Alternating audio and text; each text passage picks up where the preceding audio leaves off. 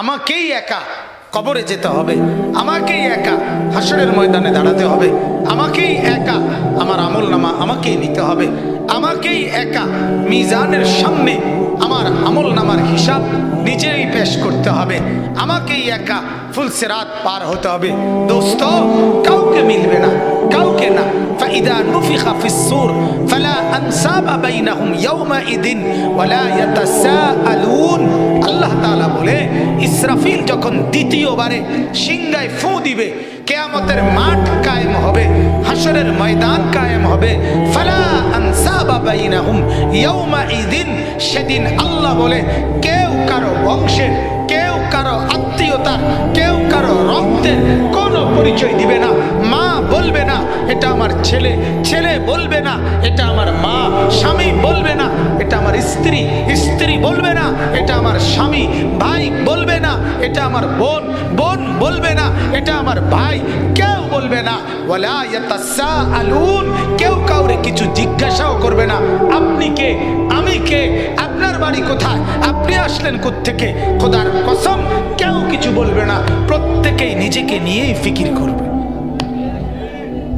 লিকুল্লি ইমরিইম মিনহুম ইয়াওমাইযিন শা'নুন ইউগনি, প্রত্যেকেই নিজেকে নিয়ে ফিকির করবে। কাকে নিয়ে বলেন, কাকে নিয়ে ভাইয়া বলে না, জওয়ান ছেলেরা বলো ভাই, নিজেকে নিয়ে, নিজেকে। সেদিন বন্ধু মিলবে না, সেদিন বন্ধু মিলবে না, মিলবে না। আল্লাহ তাআলা কুরআনুল কারীমের মধ্যে বলছে সব ভাই বন্ধু সেদিন শত্রু হয়ে যাবে।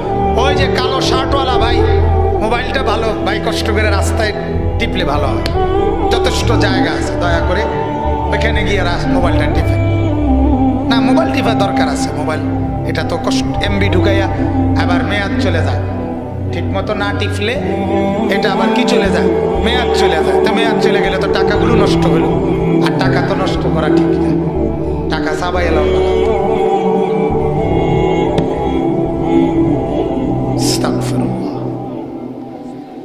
আল্লাহ আমাদেরকে মাফ করে দেন। আমি কাউরে ছাড়বো না, যতক্ষণ আছি ততক্ষণ। বললাম গাফেল আমি ছাড় দিতে রাজি, সোজা কাউরে তোয়াজ করা কোনো দরকার নেই। আল্লাহর কথা শুনতেই হবে, মনোযোগ দিতেই হবে ভাইয়া। এই গাফলতে গাফলতে জিন্দেগিটা বরবাদ।